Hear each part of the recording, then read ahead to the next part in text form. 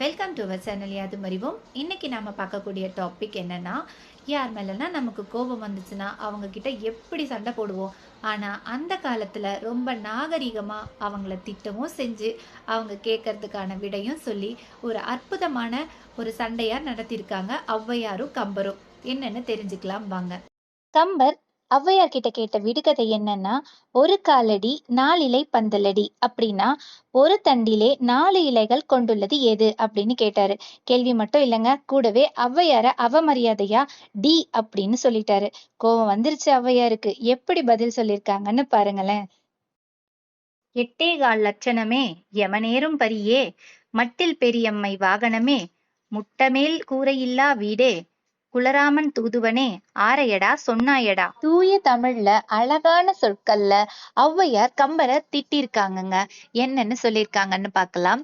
அதாவது, எட்டேகால் லட்சணமே அப்படின்னா எட்டுன்றதுக்கு நம்மளுடைய தமிழ் எழுத்துல ஆ என்று பொருள். ஓகேவா? கால் என்றால் வா என்று பொருள். சோ அவலட்சணமே அதாவது அழகில்லாதவனே அப்படின்னு சொல்லிட்டாங்க. யமனேறும் பரியே அப்படின்னா யமனுடைய வாகனம் எது? எருமை. சோ எருமை மாடே அப்படின்னு சொல்லிட்டாங்க. அடுத்த வரியில மட்டில் பெரியம்மை வாகனமே அப்படின்னா அவங்களுடைய வாகனம் எது? கழுதை. சோ கழுதையே அப்படின்னு சொல்லிட்டாங்க. முட்டை மேற்கூரையில்லா வீடே, கூரை இல்லாத வீடு என்னன்னு சொல்லுவாங்க? குட்டிச்செவரு. சோ குட்டிச்செவரேன்னு திட்டிட்டாங்க. அடுத்ததா குலராமன் தூதுவனே, குலராமனுடைய தூதுவன் யாரு? குரங்கு. சோ குரங்கேனும் திட்டிட்டாங்க. ஆரையடா சொன்னாயடா அப்படின்ட்டு அவர் கேட்ட கேள்விக்கு ஆரைக்கீரை அப்படின்றதுதான் பதில்ங்க. சோ அதோட சேர்த்து யாரையடா டீன்னு சொன்ன அப்படின்னு கேட்டுட்டாங்கங்க.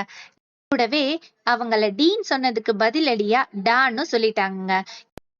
கேட்கவே ரொம்ப அருமையா இருந்த இந்த கதை உங்களுக்கு ரொம்ப பிடிக்கும்னு நினைக்கிறேன். எனக்கு ரொம்ப பிடிச்சிருந்தது, அதை அவங்க கிட்ட நான் ஷேர் பண்ணிக்கிட்டேன். ஸோ உங்களுக்கு பிடிச்சிருந்தா உங்க ஃப்ரெண்ட்ஸ்க்கு, ஃபேமிலிக்கு ஷேர் பண்ணுங்க. தேங்க்யூ ஃபார் வாட்சிங்.